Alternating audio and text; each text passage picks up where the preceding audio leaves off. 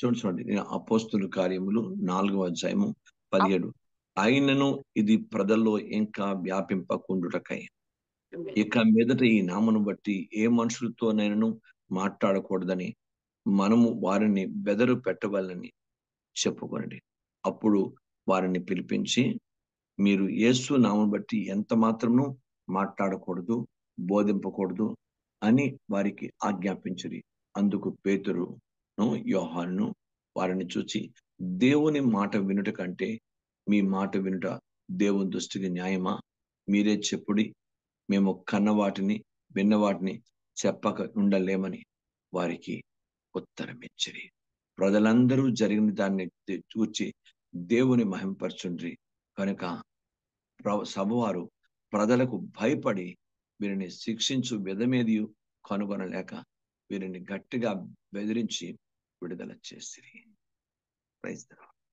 ఇక్కడ ఏంటి సారాంశం అంటే, నాకు ఈ అంశాన్ని చదివినప్పుడు అనిపించింది, వాడు యేసుక్రీస్తుకి ప్రభువుకి మాటకి ఎంత ప్రాధాన్యత ఇస్తున్నారు వాళ్ళు అనిపించింది. చూడండి, వాడు ఎంత మాట, ఈ మాట మీరు ఆయన నామాన్ని ప్రకటించకూడదు. ఇప్పుడు జరుగుతున్న పరిస్థితులు అనేవే కదా, ఆయన నామాన్ని ప్రకటించకూడదు. ఎక్క మీదట ఈ నామను బట్టి మీరు ఏ మనుషులతోనైనా మాట్లాడకూడదని మనం వారిని బెదర కొట్టవాలని చెప్పుకోండి అని, ఎలాగైనా వారిని బెదిరించైనా వాళ్ళ సువార్తను ఆపేయాలని వాళ్ళు ప్రయత్నం చేశారు, చెప్పుకుంటున్నారు. జ్ఞాపకం చేసుకోండి. అప్పుడు వారిని పిలిపించి మీరు యేసు నామం బట్టి ఎంత మాత్రము మాట్లాడకూడదు, బోధింపకూడదు అని వారికి ఆజ్ఞ. అందుకు పేతురును యోహానును వారిని చూసి దేవుని మాట వినుట కంటే మీ మాట వినుట దేవుని దృష్టికి న్యాయమా? మీరే చెప్పుడి. చూసారండి, దేవునికి స్తోత్రం. ఒక్కసారి ఈ అంశాన్ని తీసి బైబిల్ ఎదురు పెట్టుకొని ఈ అంశాన్ని తీసి ఈ అంశం మీద చేతులుంచి ఒక్కసారి దేవుని ప్రార్థించుకోండి. మీకు అర్థమవుతుంది, అయ్యా వారు ఏ పరిస్థితుల్లో కూడా ఈ నామం బట్టి మీరు మాట్లాడకూడదు, ఏ మనుషులకి దీని గురించి మీరు చెప్పకూడదు, బోధింపకూడదు అయినా అని వారిని ఖండితంగా ఆజ్ఞాపించారు.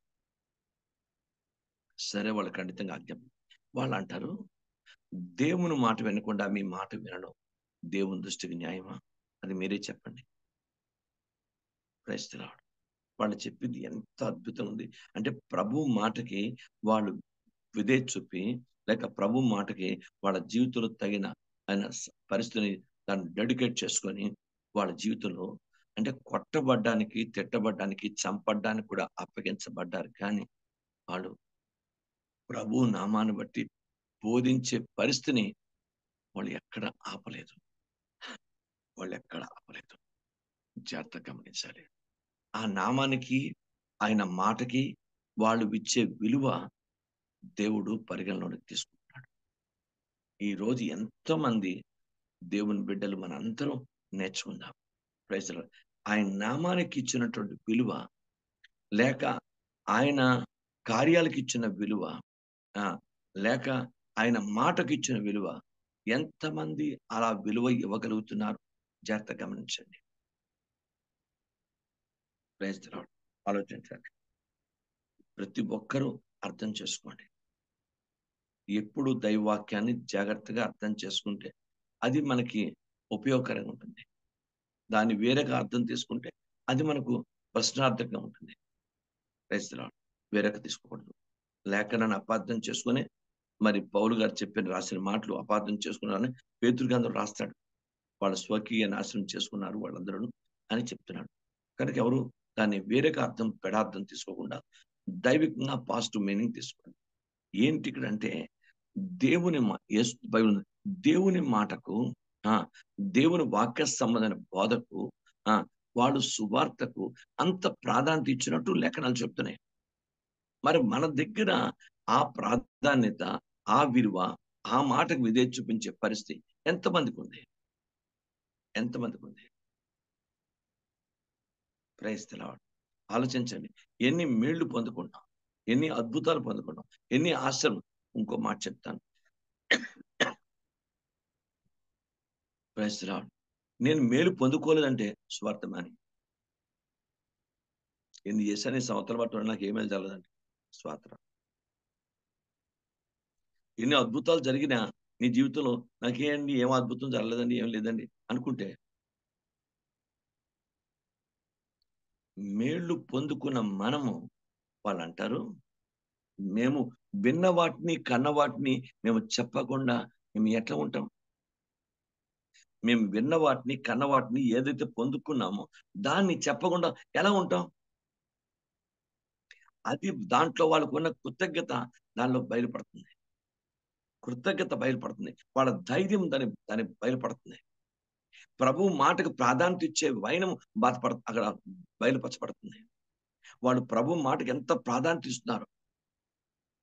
మనం ఏవేవో రకాల రీజన్స్ అన్ని చూపిస్తున్నాం. సువార్త అనేటప్పటికీ రకరకాల రీజన్స్ అన్ని చూపిస్తున్నాం. పెండ్లైతే లక్షలు అప్పు చేసుకున్న, వేలు అప్పు చేసుకున్న పెడతారు. ఎన్ని పనులు ఆటంగా ఉన్నా పెళ్లి పెరుగుతారు. శుభకారం అంటే వెళ్ళిపోతారు. ఉద్యోగం వస్తుందంటే ఎన్ని వేలు లక్షలు వస్తువులు తాకట్టు పెట్టినా వెళ్ళిపోతారు. సువార్త అనగానే క్రైస్తవ ఇది దేవుని పని కదా. ఇది బైబిల్ గ్రంథం మన పని కాదు, ఇది దేవుని పని అనగానే దుష్టుడు ఈసారి కాదు ఇంకోసారి వెళ్ళొచ్చులే, ఇప్పుడు కాదు ఇంకోసారి వెళ్ళొచ్చులే, ఇప్పుడు ప్రస్తుతానికి ఏదో చెప్పి మాని అన్నట్టు సాతానుడే ప్రేరేపించి ప్రజల్ని దైవరాజ్య సంబంధమైన ఆశీర్వాదాలని ఆటంకపరిచే ప్రయత్నం చేస్తున్నాను ఎందుకు అనుకోకూడదు? ప్రభా, నాకు దుష్ట ప్రేరణ ఎక్కువ కలుగుతుంది కనుక ఆ దుష్ట ప్రేరణ యేసు నామమున గద్దించి నీవుగా ప్రభు పాదాల దగ్గర ప్రార్థన చేసుకొని నాకు సువార్త రావాలని ఆశ ఉంది, ఆశను నెరవేర్చు తండ్రి అని దైవదృష్టి యోగ్యంగా అడిగితే సువార్త రావాలన్న ఆశను దేవుడు తప్పకుండా నెరవేరుస్తాడు. చూడండి, చెప్పడానికి రీజన్ అన్నది జెన్యూన్ గా ఉంటే దేవుడు దాన్ని తప్పకుండా దీపిస్తాడు. మీరు చెప్పే కారణం జెన్యూన్ గా లేకపోతే దేవునికి మనమే లెక్క అప్పగించాలి. యథార్థ విషయం ఇది. ఆయన నామానికి వాళ్ళు ఇచ్చే ప్రాధాన్యత, ఆయన సువార్త వాళ్ళు ఇచ్చే ప్రాధాన్యత వాళ్ళు ప్రాణాలు ఎక్కడ లెక్క చేయలేదు. క్రైస్తవులు మీరు చెప్పకూడదు, బోధింపకూడదు, వాళ్ళని బెదిరించి. క్రైస్తవులు ఇంకో దగ్గర 5వ అధ్యాయము 42వ వచనం, 41-42 ఆ నామము కొరకు అవమానం పొందుటకు పాత్రులమని ఎంచబడిన వారు సంతోషించు సభ ఎదుట నుండి వెళ్ళిపోయి ప్రతి దినము దేవాలయములోను ఇంటను మానక బోధించు యేసే క్రీస్తుని ప్రకటించు. అది అపోస్తులో ఉన్న పవర్, అది అపోస్తులో ఉన్న విధేయత, అది అపోస్తులో ఉన్న విశ్వాసం, అది అపోస్తులు దేవుని పట్ల ఉన్నటువంటి దైవికమైన మంచి ప్రేమ. Praise the Lord. బైబిల్ గ్రంథం పరిశీలించండి, దేవుని పట్ల ఉన్న ప్రేమది. దేవునికి స్తోత్రం కలుగును గాక. మీకు అర్థమైందా? మా షారున్ కూడా పరిస్థితి అనుకూలంగా లేదు, పాస్టమ్మకి అనుకూలంగా లేదు, భయపడిపోతుంది ఆమె. మీరు నమ్మండి, నేను పురుగొలుపుతున్నాను. నీకు దేవుడు అన్ని పరిస్థితులు అనుకూలపరుస్తాడు. సౌకర్యాలుగా మనమే వెళ్ళకపోతే ఇతరులు చెప్పే అర్హత మనకి ఇక్కడ. నువ్వు ఆరోగ్యానికి ప్రభువుని అడుగు, ప్రార్థన చేసుకో. నాకు ఎక్కడ పొరపాటు నేను కొండెక్కితే ఆ గర్భసంచి కిందకు దిగుతుందేమో, ఏదైనా అప్పెక్కితే కిందకు దిగుతుందేమో, కింద కూర్చుంటే మళ్ళీ ప్రాబ్లం అవుద్దేమో, నేను ఒంగోని ఎక్కడికైనా పెడితే ప్రార్థనతో పర్వాలేదు అని ఆమె భయపడుతుంది. నేను చెప్తున్నాను, భయపడద్దు. దేవుడు మనకున్నాడు. ఎన్ని సంవత్సరాలు దేవుడే మన చేపట్టుకుని స్వార్థ నడిపించాడు. ఇప్పుడు నువ్వు ఏమాత్రం మానే ప్రయత్నం చేయ. నీవు ఒకవేళ ఎంతవరకు చేయగలవో అంతవరకే చేయి. నువ్వు రాలేని పరిస్థితి ఉంటే నువ్వు కారులో కూర్చో. నీకు బదులుగా దేవుడు నాకు ఆ శక్తి ఇచ్చి దాన్ని పంపించి వాడుకుంటాడు. నీవు కారులో కూర్చో. ఎంతవరకు చేయగలవో మ్యాక్సిమం చేయి. ఎంతవరకు నడవగలవో మ్యాక్సిమం నడువు. ఎంతవరకు నువ్వు దేవుని పని చేయగలవు చేయి. నీ కష్టాయితాన్ని దేవుడు దిగిస్తాడు. ఈ రోజు మనం పడుతున్న కష్టం మన పిల్లలకు ఆశీర్వాదకరం. మనం చేసిన కష్టంలో, బాధలో, సమస్యలో కూడా సువార్తను అది దేవుని మన పిల్లలకి రేపు పొద్దున్న దీవెనకరంగా ఉంటుంది. మనం దేవుడు మన దీవిస్తాడు. ఇప్పుడు మనం ఏ కడప ఆగకూడదు అని నేను ఎప్పటికప్పుడే నేను చెప్తూ ఉంటాను. బైబిల్ చెప్తుందయ్యా, దేవుని బిడ్డ మేళ్ళు పొందుకున్నప్పుడు మన దగ్గర ఇవన్నీ ఆలోచనలు వస్తాయా? మేళ్ళు పొందుకున్నప్పుడు ఆలోచన వస్తాయా? ఆలోచించండి. కాంట్ బట్ పొజిషన్, తప్పనిసరి పరిస్థితి, ప్రాణాంతకం, ఇంకా అవదు. అలాంటి పొజిషన్ మీ రీజన్ని, జెన్యూన్ రీజన్ని దేవుడు ఆశ్రయిస్తాడు. నెక్స్ట్ టైం రావడానికి కూడా దేవుడు కృపిస్తాడు. కానీ మీ రీజన్‌లో తేడా ఉంది. Praise the Lord. ఏదో విధంగా తప్పించుకునే ప్రయత్నం అనేది ఉంది అంటే దేవుడు పొరపాటు కూడా దీవించడు. ఇది స్పష్టంగా ప్రజల ఎదుట నేను చెప్తున్నా. ఎందుకంటే దేవుడికి మనిషి పైరూపం అక్కర్లేదు. దేవుడికి అంతరంగం కావాలి. అంతరంగంలో దేవుని రాజ్యాన్ని ప్రకటించాలి. ఈ కనీసం సంవత్సరానికి 4 నెలల తర్వాత వచ్చే ఈ సువార్తలో నేను దైవికంగా పాల్గొని పొందాలి. Praise the Lord. ఆలోచించండి. నేను చెప్పేది దైవ సత్యాన్ని, మనుషుల్ని ఉద్దేశించి కాదు. దైవ సత్యాన్ని చెప్తున్నాను. ప్రతి ఒక్కరు అర్థం చేసుకోండి. తను వాడు బెదరక, ప్రైజ్ ది లార్డ్, ఇంటింటా వాడు దేవుని వాక్యాన్ని ప్రకటించేశారు. Praise the lord. పేతురు అంటాడు, దేవుని మాట వినకుండా మీ మాట వినడం న్యాయమా? మేము విన్న వాటిని, కన్న వాటిని మేము చెప్పకూడదా? బైబిల్ గ్రంథాన్ని ఆలోచించండి. మేము విన్న వాటిని, కన్న వాటిని చెప్పకూడదా? అదే గాస్పెల్. ఏది దేవుడి నుంచి నువ్వు వింటున్నావో, ఏ దేవునికి ఆత్మ నుంచి వింటున్నావో, ఏవి పొందుకుంటున్నావో, ఏవి కంటున్నావో, ఏవి చూస్తున్నావో, అవన్నీ దేవుని వాక్యానుసారంగా తెలియచేయటమే సాక్ష్యం. నువ్వు ఆ సాక్షిగా, సాక్షిగా, ప్రభువుకి మహిమకర ఆయన నామంలో ఆయనకు రిప్రజెంటేటివ్‌గా నువ్వు వెళ్ళడానికి నీకు ఆటంకాలు రకరకాలు ఉంటాయి. ఎందుకంటే మంచి పని చేసేటప్పుడు దుష్టుడు రకరకాల ఆటంకాలు కలుగ చేయడం సబబు. సబబు. వీటిని ఛేదించుకొని మనం దేవుని పాదాల దగ్గర సువార్తలో పాలుభాగస్తులైనప్పుడు దాని ఆశీర్వాదం ఎంత శక్తివంతం అంటే అంత శక్తివంతం. అంత అద్భుతంగా ఉంటుంది. దేవుని పాదాల దగ్గర జ్ఞాపకం చేసుకోండి. Praise the name of Jesus. నేను మీకోసారి ఒక సాక్ష్యం చెప్పాను.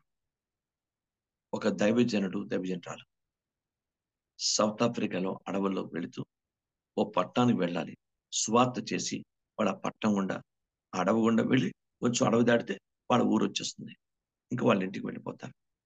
మధ్యలో కొంతమంది కావాలనే దుండగులు కాసి ఎలాగైనా సరే ఈ సువార్తికులు ఇద్దరిని చంపారని ప్రయత్నం చేశారు.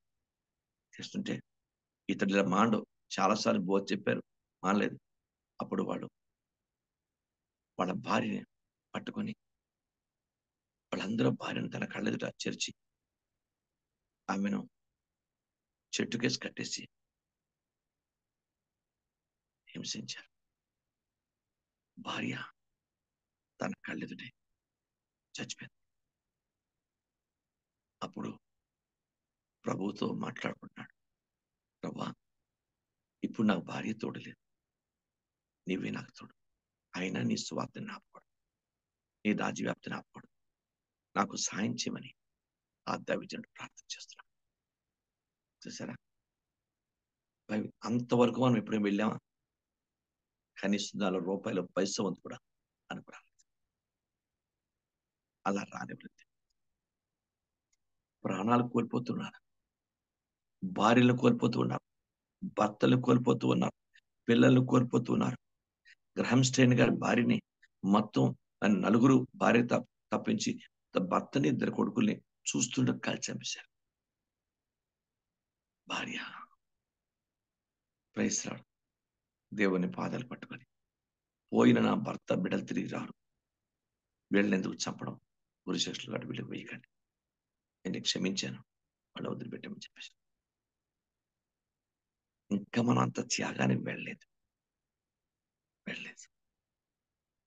ఎన్ని మేళ్ళు, ఎన్ని ఉపకారాలు, ఎన్ని అద్భుతాలు, ఎన్ని ఆశ్చర్యాలు, ప్రతి ఒక్కటి ఆయన ఇచ్చిన ప్రతి మెతుకును జ్ఞాపకం చేసుకోండి. 5,000 లోపలికి వెళుతున్నాయంటే ఇది యేసయ్య చేసిన కార్యం కాదా? ఆయన చూపిన కృప కాదా? ఆయన చేసిన అద్భుతం కాదా? మరి ఆయన పని చేయడానికి ఆయనకు దగ్గర, ఆయన సంఘంలో, ఆయన ప్రజల ఎదుట మనం ఎలా నేను సువార్తకు వెళ్ళలేను, సువార్తకు రాను, లేకపోతే సువార్తకు అవ్వదు, నాకు అవ్వదు అని చెప్పి ఎలాగంటాం? మేళ్లు పొందుకున్నప్పుడు జురుకొని, మామిడి పండు జురుకున్నట్టు మేళ్లు పొందుకొని మనం ఆస్వాదిస్తున్నామా? ఆయన పని చేయడానికి రకరకాల కారణాలు మనం వెతుకుంటున్నామా? ఎంతవరకు న్యాయం దేవుని పాదాల దగ్గర? ప్రతి ఒక్కరిని మీ మనస్సాక్షిని మీరు అడగండి. దేవుని పాద దగ్గర ప్రార్థన చేయండి. బైబిల్ చెప్తుంది, ఒక ప్రక్క ప్రాణం పోతుంది, ఇంకా ప్రాణాలు కొద్ది నిమిషాల్లో పోతాయి, సెకండ్స్ లో పోతాయి ప్రాణాలు.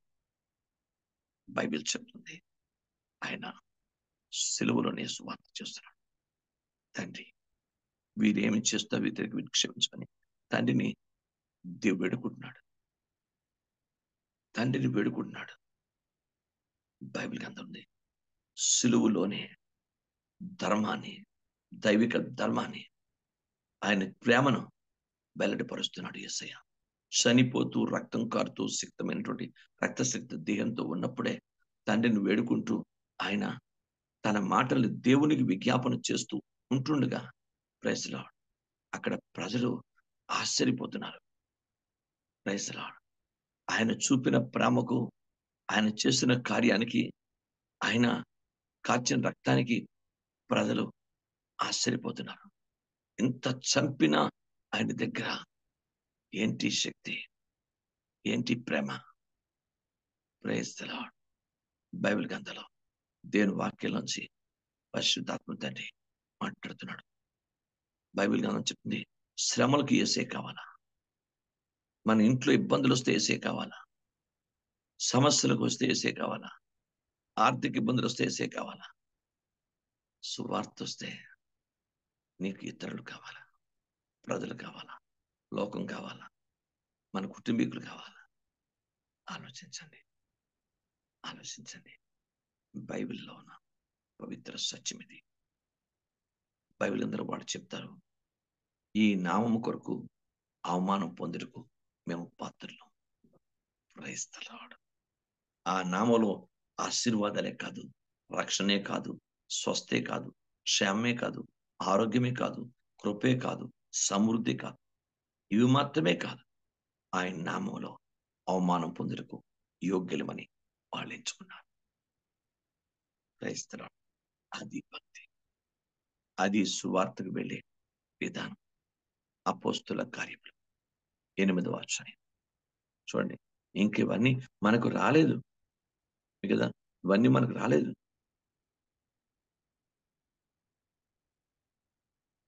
8వ అధ్యాయం 4వ వచనం నుంచి, కాబట్టి చెదరిపోయిన వారు సువార్త వాక్యమును ప్రకటించు. ఎవరు ప్రకటించారు? మామూలుగా ఉన్నవారు కాదు, మంచి పొజిషన్లో ఉన్నవారు కాదు, బాగున్న ఉన్నవారు కాదు, చెదరిపోయిన వారు. క్రైస్తవులు ఆనాడు స్టెఫను లేక ఇతరులు, స్టెఫన్ కాదు, ఆ రోజు స్టెఫన్ మీద దాడి చేసి స్టెఫన్ చంపిన తర్వాత, స్టెఫన్ ముందు, పౌలు గారు ముందే స్టెఫన్ చచ్చిపోతారు. అప్పుడు ఆయన సౌరప్పుడు అలాంటి జరుగుతున్న తనలోంచి ఒక వ్యక్తి చనిపోయిన వాడు చాలా మంది చెదిరిపోయారు. చెదిరిపోయిన వారి గురించి చెప్తున్నాడు ఇక్కడ. ఏం చెప్పాడు? కాబట్టి చెదిరిపోయిన వారు స్వార్థ వాక్యమును ప్రకటించు సంచారం వచ్చేసరి. దేవునికి ఇష్టం. అప్పుడు ఫిలిప్పు సమరయ పట్టణమునకు వెళ్ళి క్రీస్తును వారికి ప్రకటించుచుండెను. Praise the lord.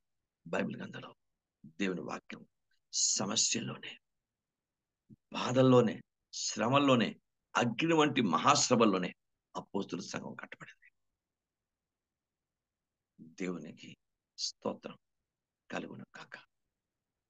Praise the Lord. ఆలోచించండి, మనకి ఇంత శ్రమలు, ఇంత బాధలు రాలేదు. లేదు, మీకు అర్థమైందా? మనకి ఇవన్నీ ఏమి లేదు.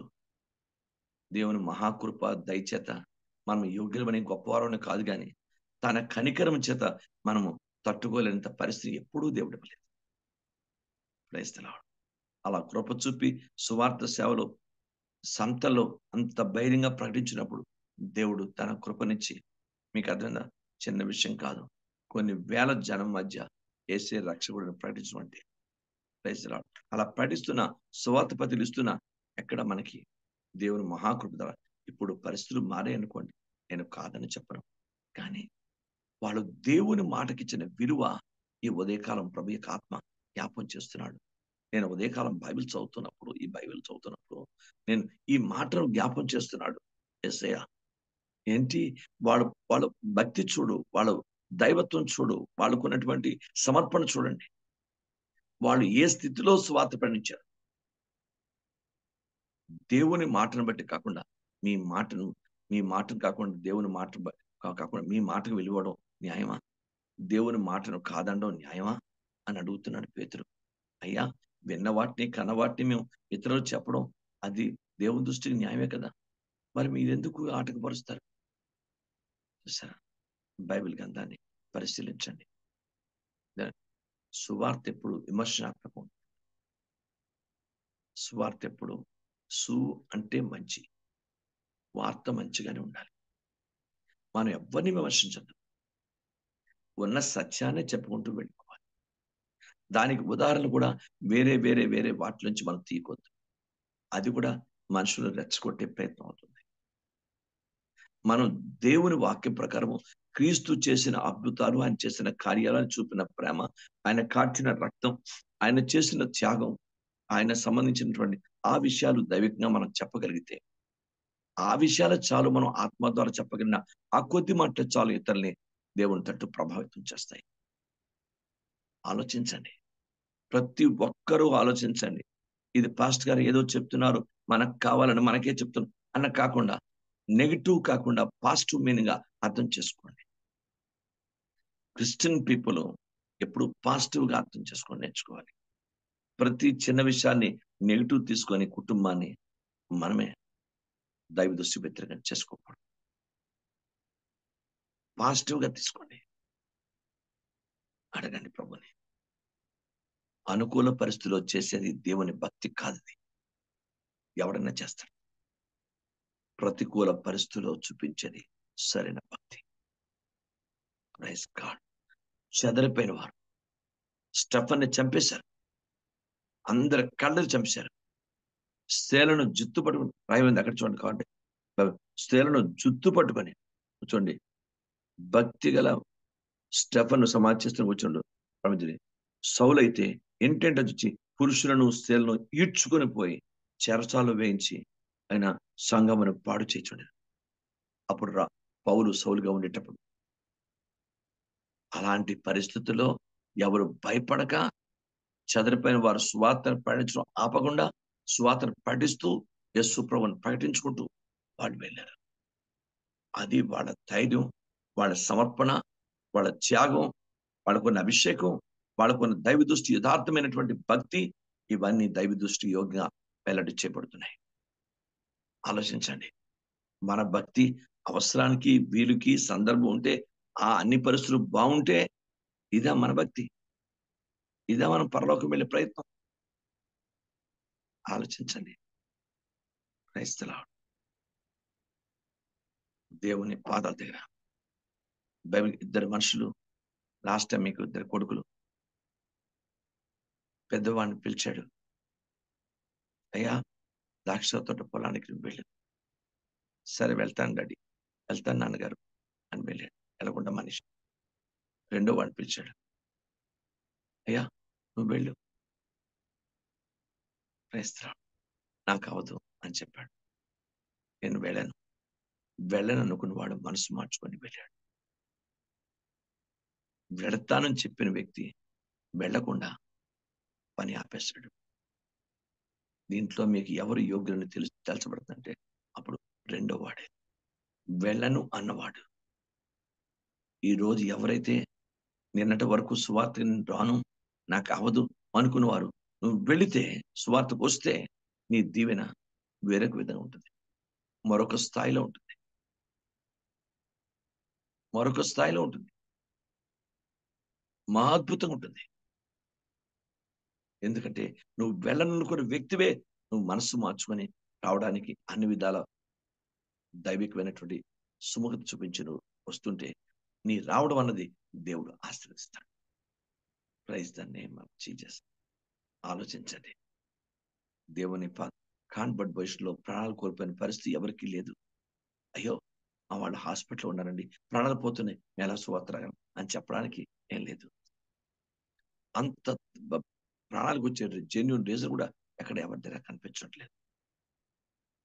ఏవేవో చెప్తున్నారు కారణాలు.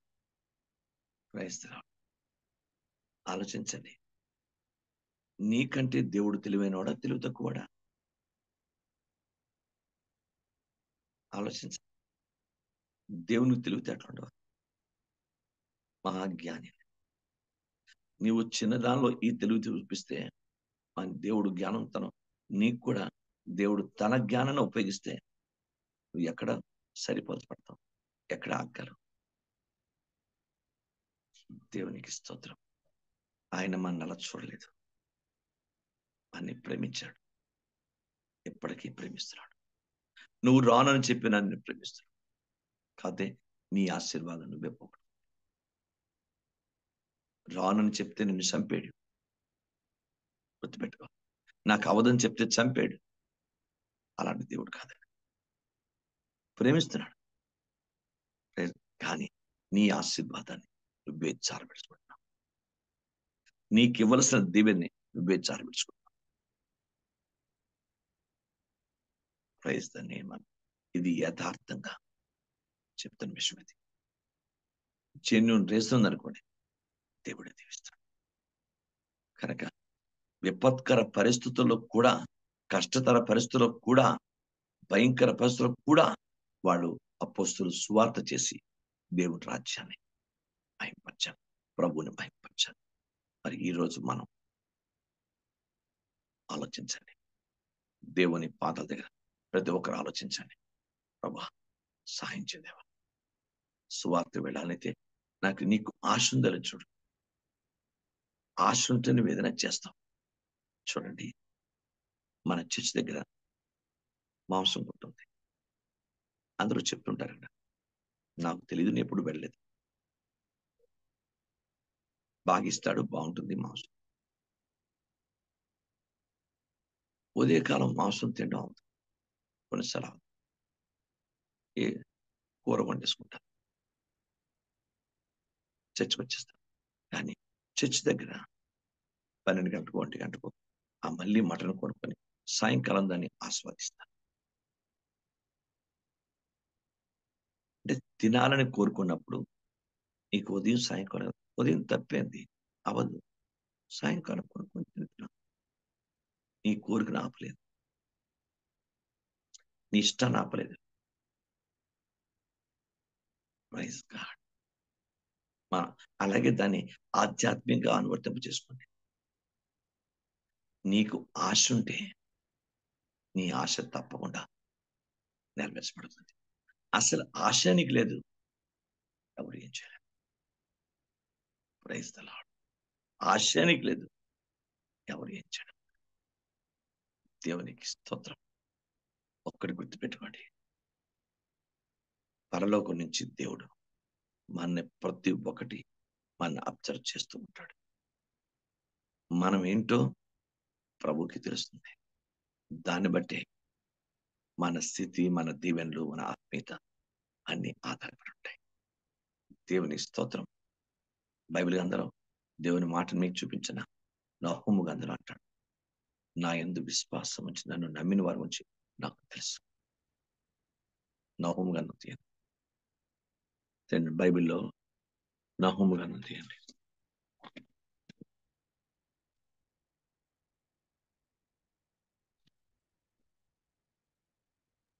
మొదటి అధ్యాయం 3 అధ్యాయం ఉన్నాయి. మొదటి అధ్యాయం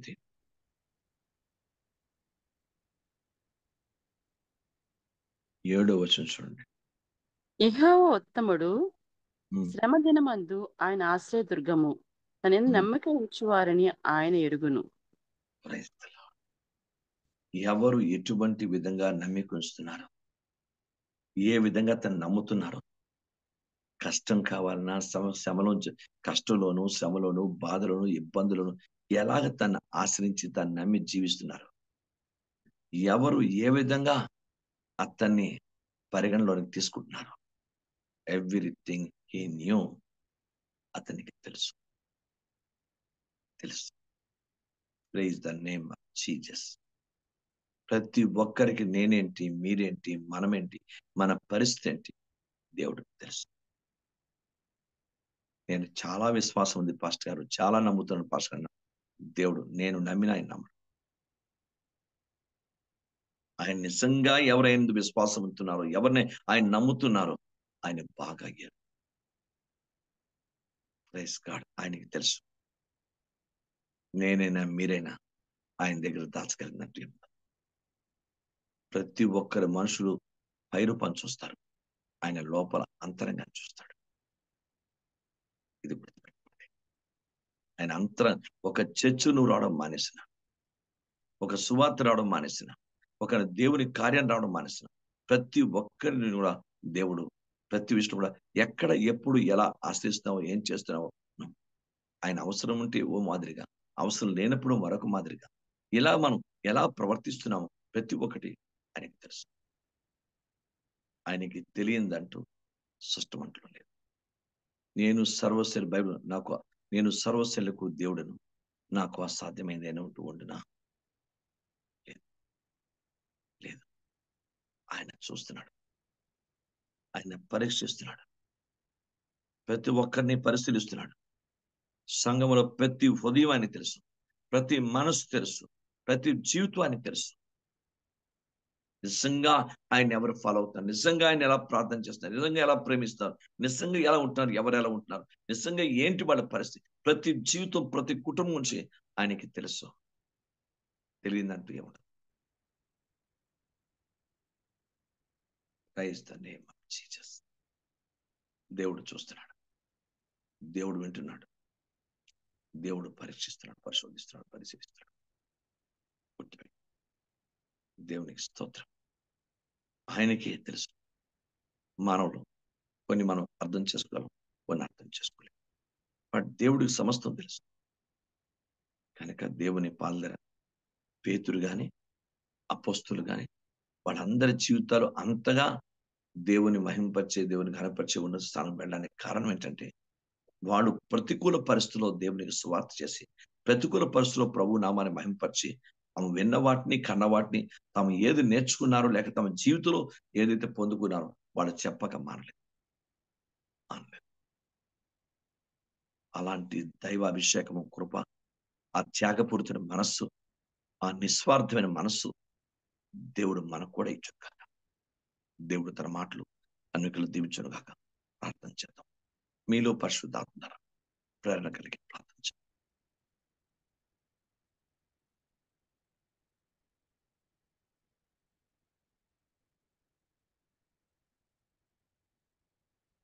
జీసస్.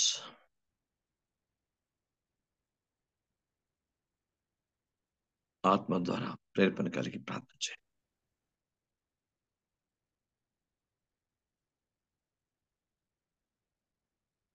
దేవుని కన్ను లోకమందంతటా సంచారం చేస్తుంది. ఆయన సైలెంట్ లిసనర్. మనం ఎక్కడ ఏం మాట్లాడుకున్నా వింటున్నాడు. మేడ మీదకి వెళ్ళి, మిద్దుల మీదకి వెళ్ళి మేము మాట్లాడుకున్నా మన దేవుడు వినేస్తాడు అని వింటున్నాడు. గుర్తుపెట్టుకోండి. మన అంతరంగంలో స్వార్థ గురించి ఉన్న ఆశ ఏంటి, ఆలోచన ఏంటి, ఇవన్నీ ఆయన చూస్తున్నాడు. Praise God. ఇశ్రాయేలు బాధను చూసిన వాడు మన చూడ. గుర్తుపెట్టుకోండి. వాళ్ళు పరిస్థితిని బట్టి కిందకి దిగి వచ్చాడు. మన పరిస్థితిని బట్టి మనతో ఉంటాడు. గుర్తుపెట్టుకోండి. నీలో ప్రేరణ కలిగి, ఆత్మ ప్రేరణ కలిగి వచ్చిన